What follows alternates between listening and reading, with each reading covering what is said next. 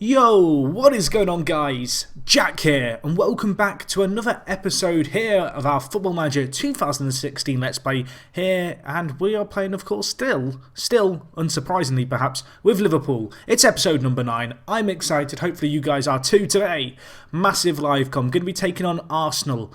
It's a Saturday kickoff, which is a rarity for our standards. We've had a lot of games on TV. We're going to be taking on Arsenal in second. As you can see at the moment, we sit in 6th in the league. If you missed last episode, go check it out as always. Since that game, just 3 matches to tell you guys about. I feel like of late, a lot of our episodes have been a little bit shorter than I'd like them to be, simply because of the volume of games we are playing. And kind of big games at that, I guess. So you can see here, 3 games this time. Preston we beat 4-0 in the FA Cup 4th round. Good result, Daniel Sturridge getting a hat-trick. Next result, 1-1 draw against Villa. Bitterly disappointing this one. We were by far and away the better team, but we did not make that count at the end of the day. And as you can see here, a Scott Sinclair penalty in the second half got Villa an unlikely point perhaps. And then in our last game, we bounced back, thankfully. We won 3-0 away from home. Good to see Daniel Sturridge getting goals. As you may have noticed, he got a decent amount in the FA Cup 4th round against Preston. I need to see him doing more of that in the Premier League. This guy has the potential to be a massively important player for us. But as you can see, so far this year, been pretty disappointing. And as much as I'm a Sturridge fan in real life, given his form this year and also his injury proneness, which is reflected in game of course, there is part of me that is almost contemplating selling him in the summer. That's something that's perhaps on my mind, but we'll see, I guess, on that front. Talking about sales, we didn't sell anyone, I don't think, in the transfer window. I want to check now. No, we didn't. We've loaned out a few of our players. Since the last episode, Andre Cubas has gone out on loan to an Argentine team. Talked about that last episode as something I wanted to do. And we also have Alan here, who's another okay prospect, I guess, in our youth team. Quite highly rated in real life. He's gone on loan to Flamengo until the end of the season in Brazil. So he's going to be played as a first team footballer there. That's hopefully going to help his development. Anyway, looking at the rest of our team here, as I said, there's not been many games since the last episode, but you can see in terms of assists, Coutinho still really leads the way. In terms of goals, Benteke been a massive player for us. Coming back from injury, damaged his kneecap a few episodes ago now. Might chance him in this game. I've still not really decided on our starting 11. So, speaking about our fixtures, I mentioned the fact that games have been coming thick and fast. Normally, I'd live-com the Everton game in the FA Cup, but given the fact we've recently live-commed Arsenal, Manchester United and Chelsea, I kind of just want to get a few games under our belt, so I may go until the Man City game, or if we progress through the Europa League first round, I'll probably do the second round kind of first and second leg. The reason I'm not doing the Europa League first and second legs, I guess this first knockout round, is because it's not really a priority of mine, this competition. Our aim is to get to the second round. I'm confident we're going to do that. If we look at Athletic Bilbao here, I'm not sure how they're doing in their league.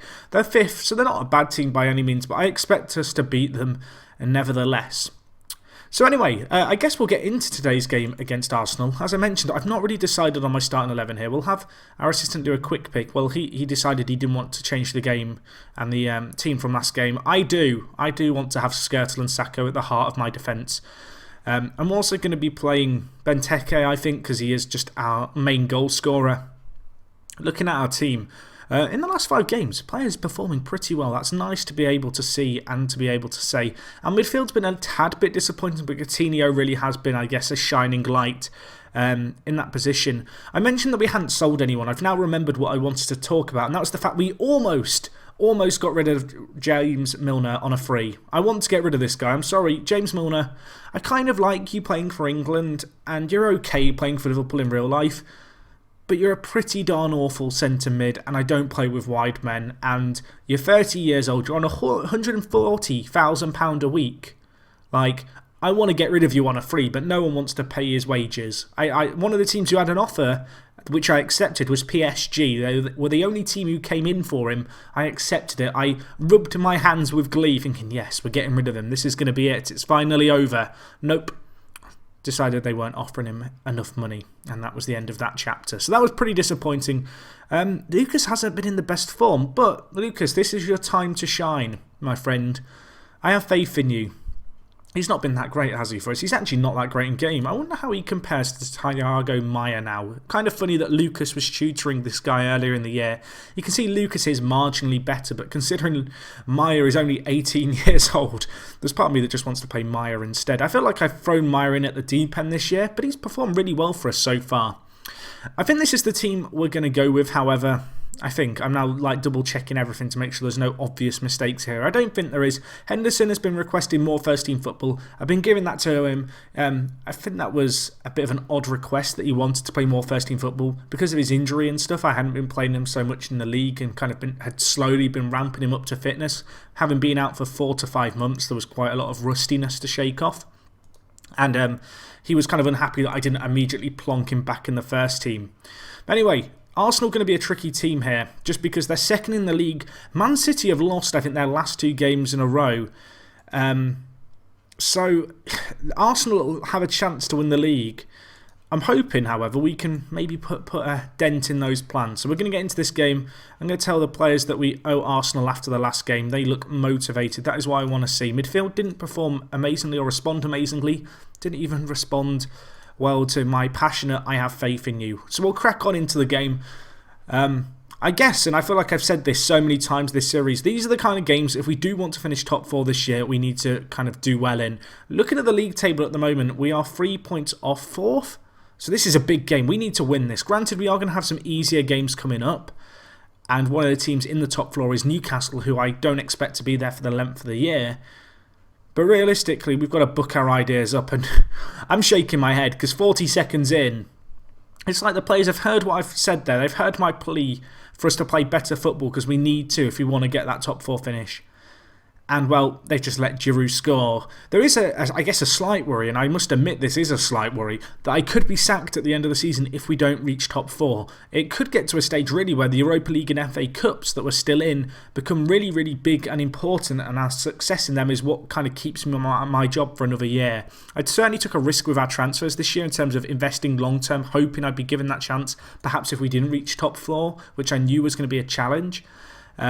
And if that happens, if that's the case, then I will live to regret it as Giroud is on the attack again and scores again. Arsenal they seem to have some kind of magic touch over us. They seem to just be better. Let's mix things up here. I'm just changing the system completely, as you do. Not even halfway through the game. I'm just going to say screw everything and we're going to just completely change our system. And we're going to do this. Why not? Why not just go really narrow and pack it? I guess we'll play Benteke as a target man too. That would make sense because he is not a bad target man either. Perhaps at complete forward, he's being asked too much of him. Benteke, you're a big man. We can boot the ball up to you.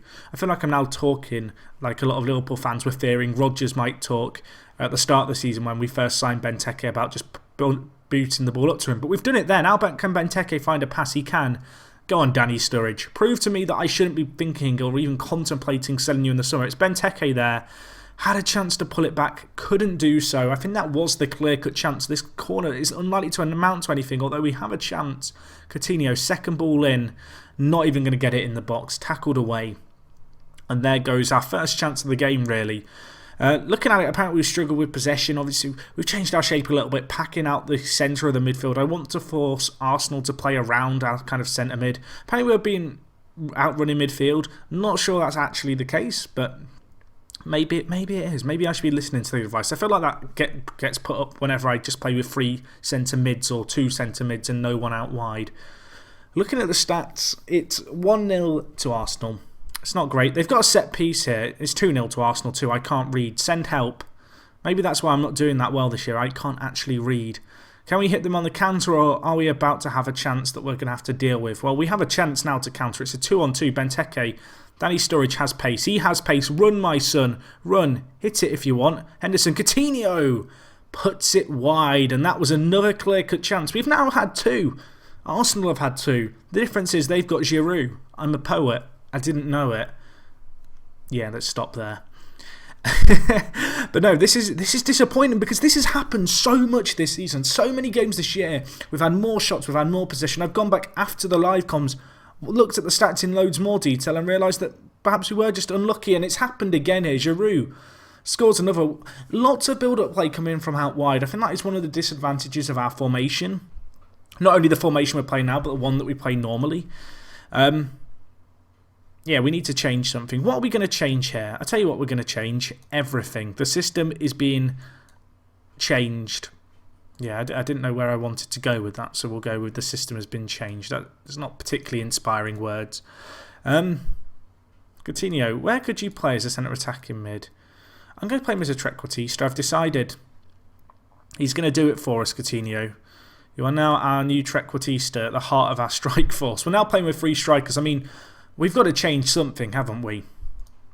I'm going to tell the players, show me something else in the second half. Instructions. We are going to absolutely hunt them this game. I want us to play a little bit narrower, exploit the middle and pump the ball into the box. We're not looking for the overlap. Whip crosses, stick to positions, be more disciplined. I want us to get stuck in. We're just basically ticking every box at this point. We're 3-0 down at home to Arsenal. We lost against them pretty heavily in the was it the Capital One Cup? It was the Capital One Cup. We lost 4-0. That wasn't a live con, thankfully. This game certainly reeks of that game. But maybe we can get things off to the ideal start as Benteke looks like he's going to be through. Decides can't be bothered to run forward Gaffer and passes it back to Moreno out wide.